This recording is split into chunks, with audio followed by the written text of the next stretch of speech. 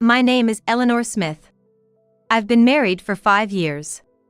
At 30, I'm still childless and feeling increasingly anxious about it. But my husband says kids are just a hassle and expensive. We don't need them.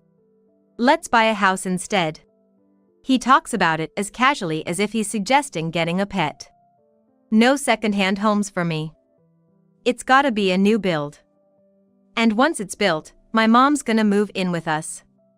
That's settled. I don't quite understand his decision-making process. But my husband is absolutely obsessed with owning our own home. My husband, George, is an only child, so I anticipated living with my mother-in-law eventually. I don't particularly dislike her, and I thought there wouldn't be any issues. Therefore, I agreed to move forward with buying a house.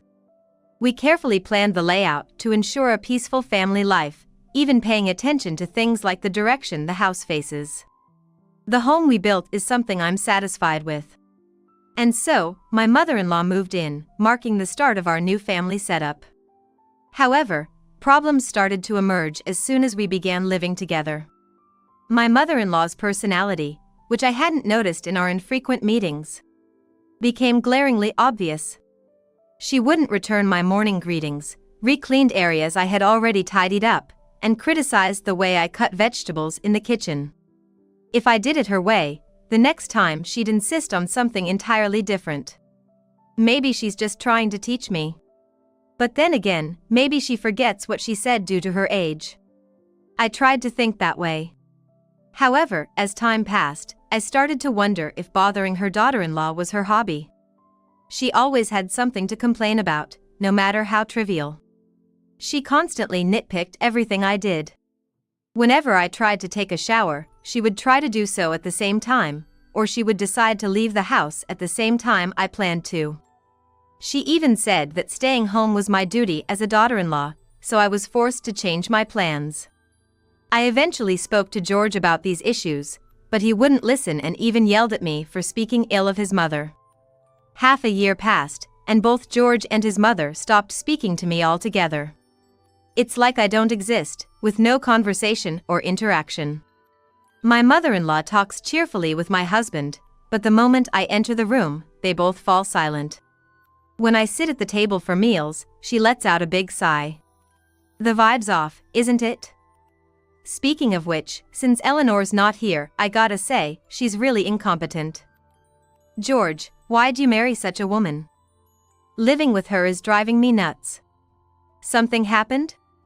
The lights in the bathroom are always left on, the water's running all the time. And clothes are strewn everywhere. How was she even raised? That's terrible. I'll talk to her next time. It's no use. She'll just deny it and make things unpleasant. The truth is, I haven't done any of that. In fact, it's all my mother-in-law's doing. She blames everything on me, and my husband believes it all. As a result, we've been getting along poorly lately, even sleeping in separate rooms. The reason given was that there are plenty of rooms in the house. Sure, we have spare rooms for future kids, but I never thought it would lead to marital separation. This meal's awful. Maybe Eleanor's cooking doesn't suit your taste, Mom. She might be taste deaf. If I have to eat this lousy food, I'd rather eat out. Yeah, let's get some yummy seafood. And so, my cooking remains uneaten, and I eat alone every day. In the vast room, only the TV seems to talk to me. What a pitiful life. Why am I being ignored? What did I do wrong? I just don't get it. There's a limit to how much to be ignored. Recently, the stress has gotten so bad that I've developed alopecia areata. It was supposed to be a happy marriage, but here I am, stressed to the point of losing my hair. Who could have imagined this? One day, when I returned from work and tried to unlock the front door. What? It won't open. I could insert the key, but it wouldn't turn. Strange, why is that? I tried several times, but it just wouldn't budge. Then, I heard laughter from the other side of the door. Are you there? The key won't turn. Can you open the door, please? I expected to be ignored, but I couldn't start dinner without getting inside. And I knew I'd get snide comments if I didn't cook, even though no one would eat it. "Please, open the door." But contrary to my expectations, I heard her voice. "You're not needed here anymore." "What? Don't you get it? You're not needed anymore. That's why I changed the locks, so you can't get in." I couldn't believe what I was hearing. "What do you mean by that?"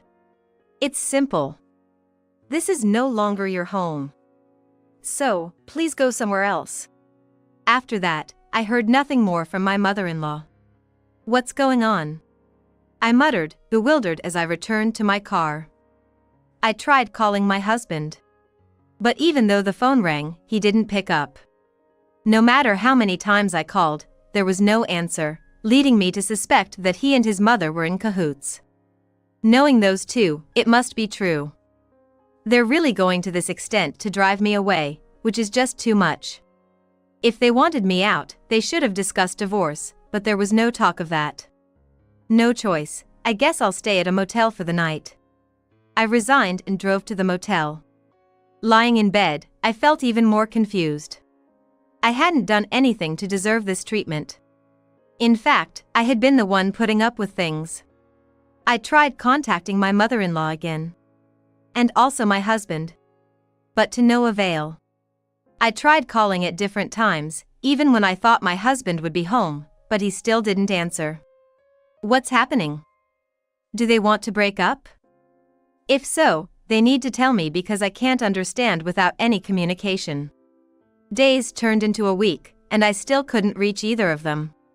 This is costing me a fortune in motel fees.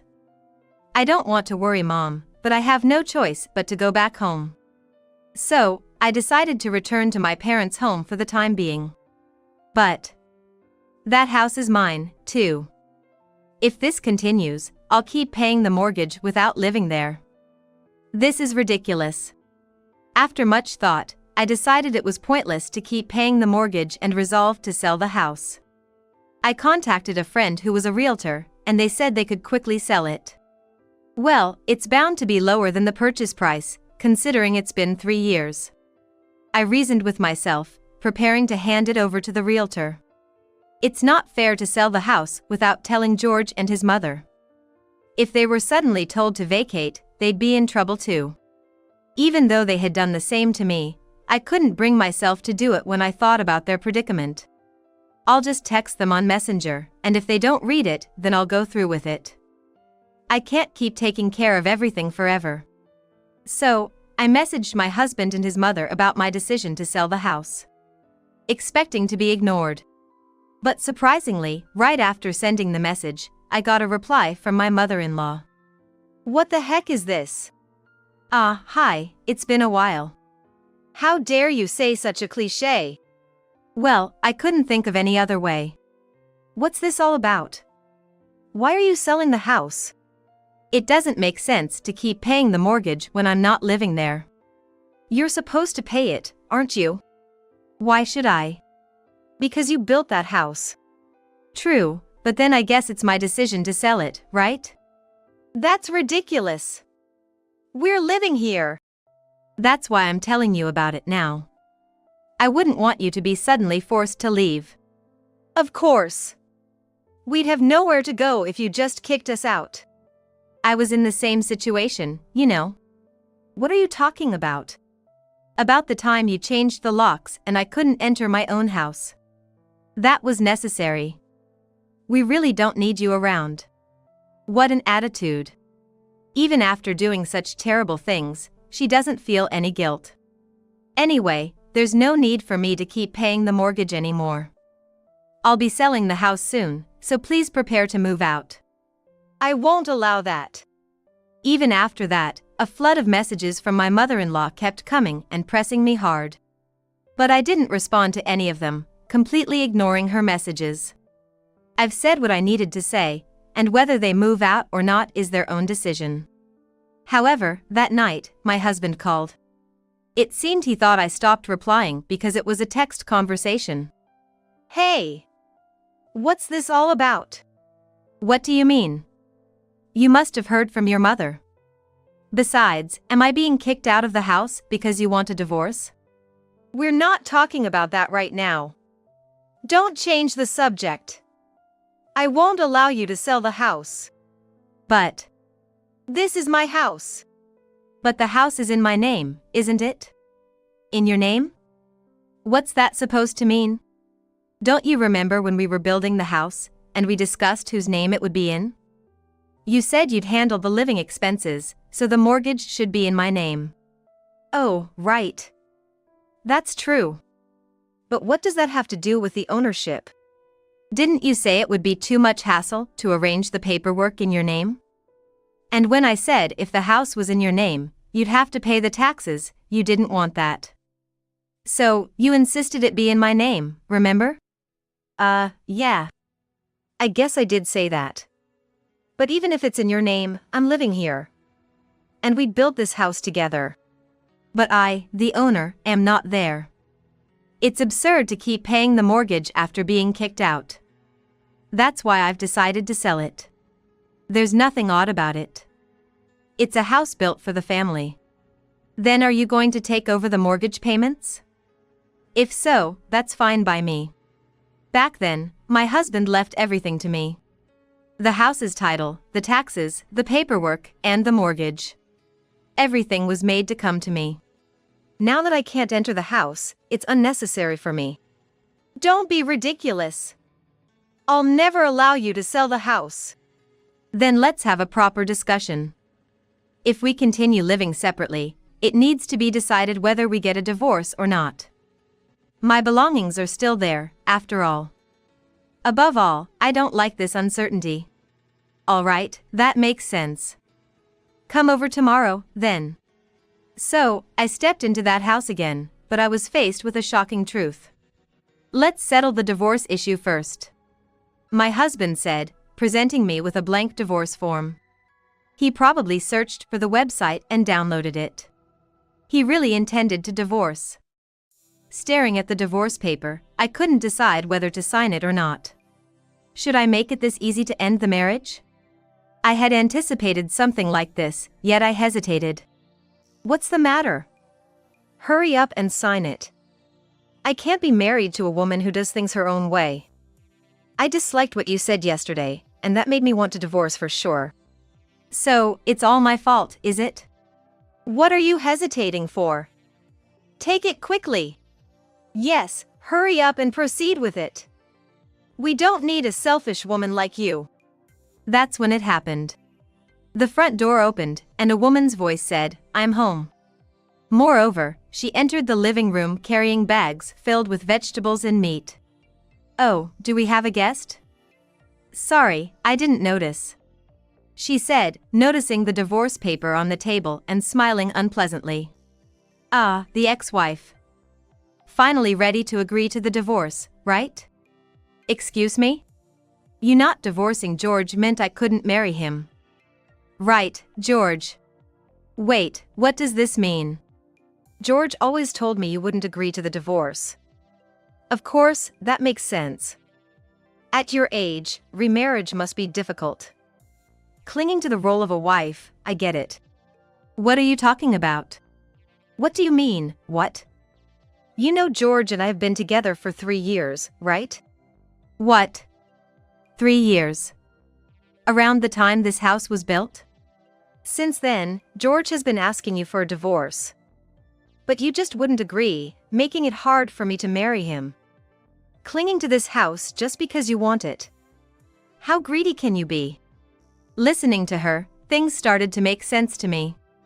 So, you started being harsh to me right after we moved in with your mother because you wanted to remarry with this person. You had a girlfriend?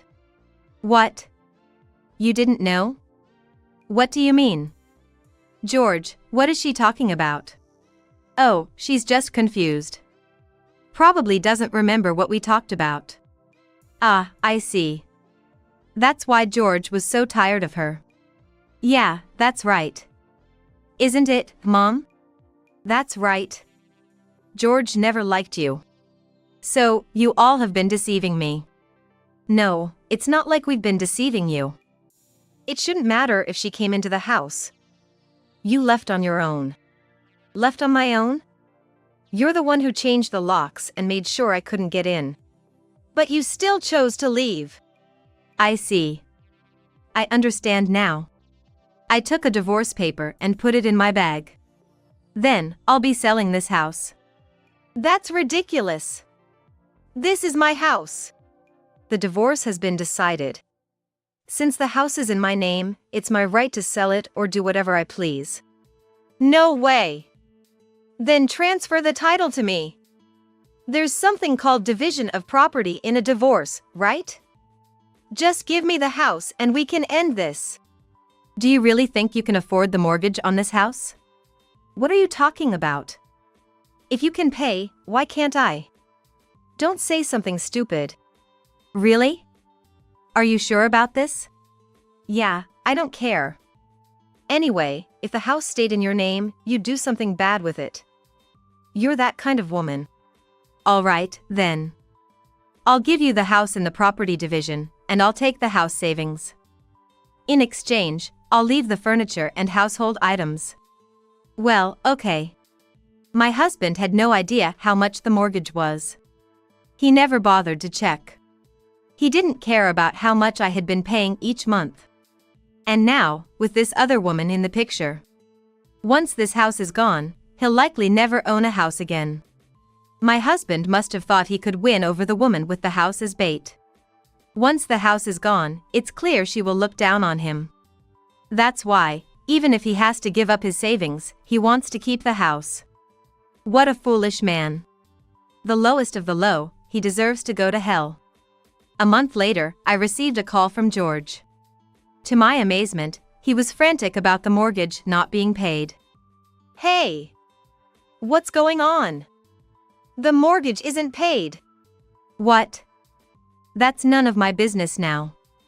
The house is yours. What are you talking about? The title might be mine now, but the mortgage is yours. What? Why would that be? I just asked for the title, I never said I'd pay the mortgage. That's why I asked if you could afford the mortgage. You said it would be easy, remember? What? Is that what you meant? What else could it mean? I asked if you were sure, but now there's nothing you can do. The mortgage. I have to pay it? Why did you think I would be paying after that conversation? How selfish can you be? How much is the mortgage each month? It's $2,000 a month. $2,000? Half of my $4,000 salary is going to the mortgage? Exactly. How can I live like this? My allowance, her allowance. You give her an allowance? Of course. Of course. I never got an allowance from you. But you were working. Then she should work too, right? No, she can't. She's a natural-born lazybones. I can't ask her to work. Ridiculous. Then you have to figure it out. I'm divorced from you now, so it's not my problem. Don't say that. I'm curious. Where did you two meet? How do you even have a connection if she's jobless? We met on a dating site. You were on a dating site? Yeah, well. So, you met there and had an affair? Well, yes. This is not funny. We're divorced now, so it doesn't matter. I can't believe you wanted to marry someone like her. The same goes for her. When we were married, things were fine, so I thought it would work out. I was working, remember? Well, do as you like. I don't care anymore. 6 months passed. Without any contact from George. I thought he and his wife must have managed to get by. However, what George said next was completely unexpected. It's no good. What now? Actually, I was planning to use Mom's savings to pay the mortgage. But she doesn't have any savings. Oh, your mother, she's quite the social butterfly. Exactly. She said in the past 3 years, she's been traveling, going to bars, and eating at fancy restaurants. She doesn't have any savings left. I see. When I asked her what she planned to do, she said she thought it would be okay because I was there. I see. When I asked about her pension, it turned out to be just a tiny amount. Maybe you should get your new wife to work? Yeah, I realized this situation was bad, so I asked her to work. Then she said it's terrible to ask her to work since she's never had a job before. She said she married me because I promised she wouldn't have to work and that I'd support her as a housewife. But she doesn't even do any housework. Well, she's a cute wife, isn't that enough? She's always fighting with mom every day. Your new wife fights with your mother? Yeah. In the end, mom loses and does all the household work. Wow, she even defeated her mother-in-law. That's some strength. Too strong. This is unsustainable. Well, that's what you chose. Don't say that. Please, lend me some money. What? You're asking me, a stranger, to lend you money? You must be joking. We're strangers, why would I lend you anything? You should have your own personal savings. Well, I spent a lot to win her over, and now my savings are gone. How foolish can you be? I thought you would keep paying the mortgage, so I believed everything would be fine. And yet, why did you cheat and get a divorce? Your actions are completely nonsensical. I thought you would keep paying even after the divorce. I believed you wouldn't abandon me because you're kind. That's some wishful thinking. Who in the world, after being dumped, would still support their ex? That's just not happening. You really won't lend me any money? Of course not. No one lends money to someone with no prospects of paying back. Fine. Then I'll borrow from a payday loan service. Do whatever you want. It has nothing to do with me. The debt collectors will come to your place? What? Why would they come to me, a stranger? That's not going to happen. Despite his nonsensical claims, 6 months later, he came to see me directly. I borrowed from a payday lender. It seemed he had really borrowed and was trying to make it work. But I can't make the repayments. How much did you borrow?